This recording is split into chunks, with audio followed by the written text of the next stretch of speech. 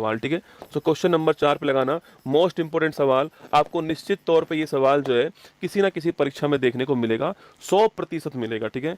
आपको निश्चित दोस्तों ये सवाल जो है 100% किसी ना किसी एग्जाम में देखने को मिलेगा, क्योंकि दोस्तों आप जानते हो कि अभी कुछ दिनों पहले दोस्तों ये जो पेंगुइन है आपकी खूब चर्चा में रही थी आपके ना, और अब इस पेंगुइन का आयुषियन की जो बहुत ही फेमस रेड डाटा बुक है आपके, उसमें इसका जो कैटेगरी है वो चेंज कर दिया है, ठीक है। इसलिए ये पेपर में दोस्तों हमारे लिए बड़ी महत्वपूर्ण बनने वाली है, ठीक है। मोस्ट इंपोर्टेंट सवाल लगाना, बस एक रिक्वेस्ट है मेरी दोस्तों, इसको आपको हिंदी में याद नहीं करना है, ठीक है, आपको इसको इंग्लिश में याद करना है, ठीक है। अगर आप आयुषियन की लिस्ट पर जाओगे दोस्तों, अगर आप आयुषियन की साइट पर जाओगे, आयुसीएन जो है अगर आप इसकी साइट पे जाओगे तो आपको मिलेगा कि 9 अप्रैल 2026, ठीक है, 9 अप्रैल 2026 को दो प्रजातियों का कैटेगरी जो है वो चेंज किया गया है, ठीक है। कब किया गया है? 9 अप्रैल 2026 को दो प्रजातियों की कैटेगरी जो है वो चेंज हुआ है दोस्तों ना। और दोस्तों आपके उसका कारण क्या है दोस्तों? कैटेगरी चेंज दोस्तों हुआ आपके, कैटेगरी चेंज हुआ है, कैटेगरी से आपके अच्छा कारण बताएंगे, पहले तो लिखो किस किस का चेंज हुआ है, ठीक है। दो प्रजाति का चेंज हुआ दोस्तों, एक प्रजाति है जो कि आपके एम्परर पेंगुइन, किस नाम के सो, एक प्रजाति है एम्परर पेंगुइन, ठीक है दोस्तों, एक प्रजाति है एम्परर पेंगुइन, स्टार लगाओ, ठीक है। एक प्रजाति का नाम क्या है? एम्परर पेंगुइन जो है ये एक प्रजाति है, ठीक है। और दोस्तों इसकी आबादी में भारी गिरावट आई है, आनी भी है दोस्तों, जब मनुष्य पीछे पड़ जाएगा तो गिरावट ही आएगी रसगुल्ला। दोस्तों इसकी प्रजाति में भारी गिरावट जो है वो दोस्तों आपके यहाँ पर एम्परर पेंगुइन की जो प्रजाति है उसमें भारी गिरावट देखने को मिली है, ठीक है। और दोस्तों इसमें भारी गिरावट देखने के कारण दोस्तों आपके यह जो आपके दोस्तों आपके यह जो एम्परर पेंगुइन है जो कि पहले दोस्तों नियर 310 थी दोस्तों ना, जो कि पहले दोस्तों आपके नियर 310 कैटेगरी में आती थी, है ना दोस्तों, नियर 310 कैटेगरी, तो आपके नियर 310 कैटेगरी जो है इसमें आती थी, पहले पहले इस कैटेगरी में थी। अब दोस्तों ये इसके स्थान पर थोड़ी खतरे वाली कैटेगरी में आ चुकी है आपके, और दोस्तों वह कैटेगरी कौन सी है? एंडेंजर्ड, कौन सी है? एंडेंजर्ड जो है इस कैटेगरी में आ चुकी है, ठीक है। तो ध्यान रखना यह वर्तमान में कौन सी कैटेगरी में है? तो वर्तमान में दोस्तों एंडेंजर्ड कैटेगरी है, ये खराब कैटेगरी है, ठीक है, ये इसकी तुलना में खराब कैटेगरी, आपको ध्यान रखना है, ठीक है। तो पहले नियर 310 दोस्तों आपके मतलब कि इसको थोड़ा बहुत खतरा था पहले, लेकिन अब तो ये क्या हो चुकी है आपके? एंडेंजर्ड, मतलब कि संकटग्रस्त दोस्तों हो चुकी है, ठीक है दोस्तों। अब तो ये कैसी हो चुकी है आपके?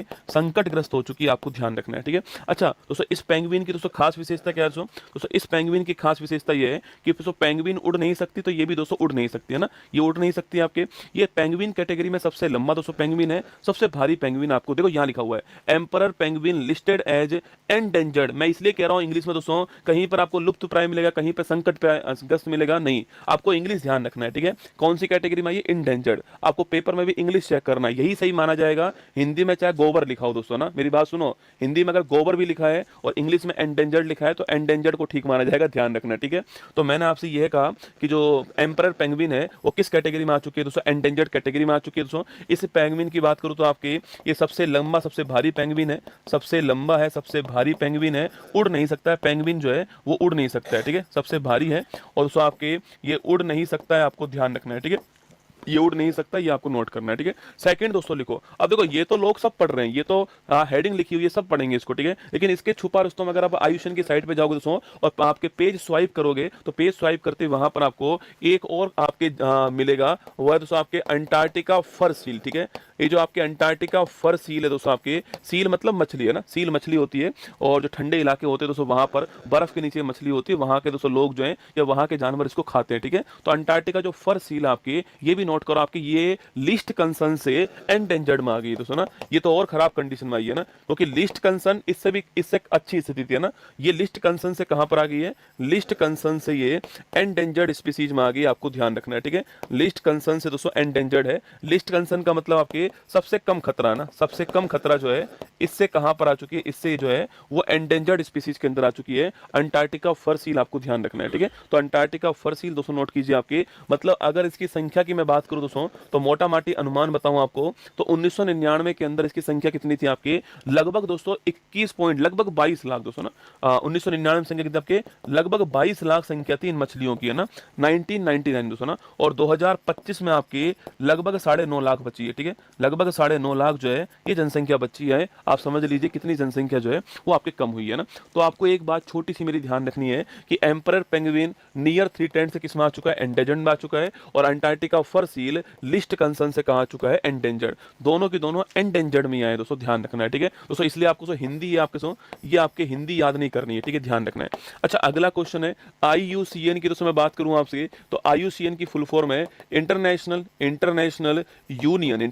Union conservation of nature. दोस्तों ना क्या है, international union conservation of nature जो है ये आपके क्या है, हमारा IUCN, आपको ध्यान रखना है, ठीक है। अगला क्वेश्चन आपके सामने यहाँ पर, IUCN की स्थापना कब होती है, तो 1948 में इसकी स्थापना होती है, ठीक है। नेक्स्ट क्वेश्चन आपके सामने यहाँ पर, इसका मुख्यालय कहाँ पर है, ग्लैंड स्विट्जरलैंड जो है यहाँ पर इसका मुख्यालय, आपको ध्यान रखना है, ठीक है।